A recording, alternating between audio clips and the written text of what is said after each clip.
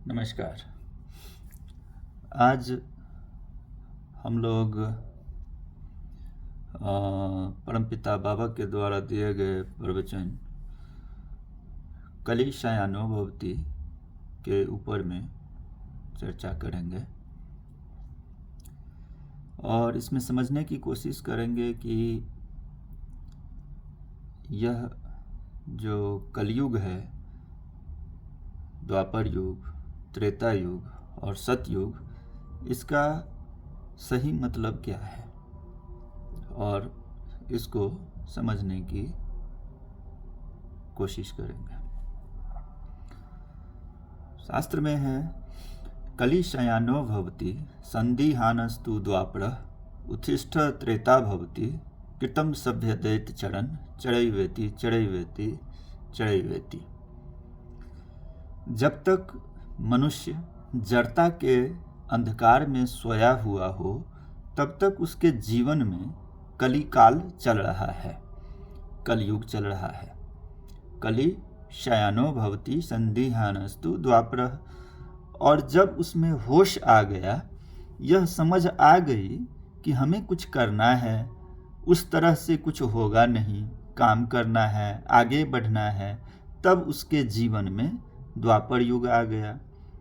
उत्तिष्ठ त्रेता भवति, और जब वह कर्म करने के लिए खड़ा हो गया तब उसके जीवन में त्रेता युग आ गया। इसको कहते हैं त्रेता युग।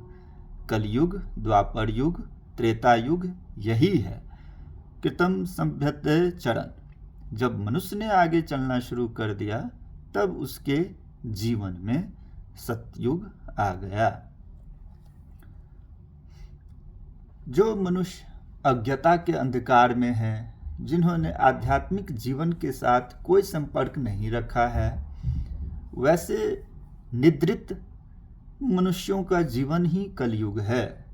जब निद्रा टूट गई, कुछ करना चाहिए का भाव आ गया, यही है द्वापर।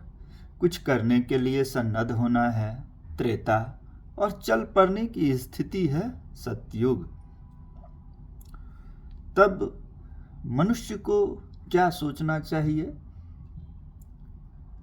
मनुष्य अपने जीवन में दो चीजों के बारे में ही सोचेगा। पहला, अपने जीवन को सर्वतोभाव से परम पुरुष की ओर ले जाना। चूंकि साधना के द्वारा ही परम पुरुष का सानिध्य संभव हो सकता है, इसलिए अपने जीवन में साधना की बात सोचेंगे। और दूसरी बात है शरीर रूपी यंत्र को ईश्वर के प्रिय काम में लगाना। ईश्वर का प्रिय काम क्या है? अपने सृष्ट इस जगत की सेवा से वे संतुष्ट रहते हैं। इसलिए साधक सोचेंगे अपनी साधना की बात, आत्मोक्षार्थम जगत हिताय। ऐसा करने से उससे कोई पाप नहीं हो सकता है। जिस सत्ता से हम आए हैं उसी में मिलने का यही एक रास्ता है। परम पुरुष के सानिध्य के लिए सत्कर्म करने की आवश्यकता है। अभी एक कीर्तन में कहा गया कि यह कलयुग है, इससे हम कैसे उनके सानिध्य में जा सकते हैं? यह तो ठीक है कि कलयुग भी एक युग है। शास्त्र में कहा गया है ऐसा धर्मस चतुष्पाद। सतयुग में धर्म चतुष्पाद, त्रेता युग में त्रिपाद, द्वापर में द्विपाद और कलयुग में धर्म एक पाद होता है। परंतु याद रखोगे, यह जो चार युग है ये समय का परिमाप नहीं है। कई लाख वर्ष पहले सतयुग था और कई लाख के बाद त्रेता था। यह भ्रांत धारणा है। युग मानसिकता के ऊपर निर्भरशील है। जो आदमी सोया हुआ है उसका भाग्य भी सोया रहता है। जो मनुष्य उठकर बैठा है उसका भाग्य भी उठकर बैठता है। जो जगा हुआ है उसका भाग्य भी जगा रहता है। जिसने चलना शुरू किया है उसका भाग्य भी चलने लगा है।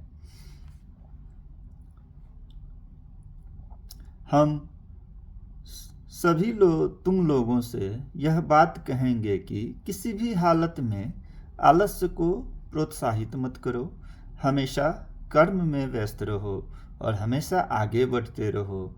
पुराने काल में जो हुआ था उसको याद करने से आज के युग में कोई फायदा नहीं है। तुम आधुनिक विज्ञान, मॉडर्न साइंस, आधुनिक प्रौद्योगिकी, मॉडर्न टेक्नोलॉजी, आधुनिक चिंतन के अनुसार आगे बढ़ते रहो। आधुनिक क्यों, तुम अत्याधुनिक, अल्ट्रा मॉडर्न बनो, एकदम आगे बढ़ते रहो और लोग तुम्हारा अनुसरण करें। यही है जीवन और इसी में तुम्हारी महिमा की प्रतिष्ठा होगी। नमस्कार। बाबा राम केवल।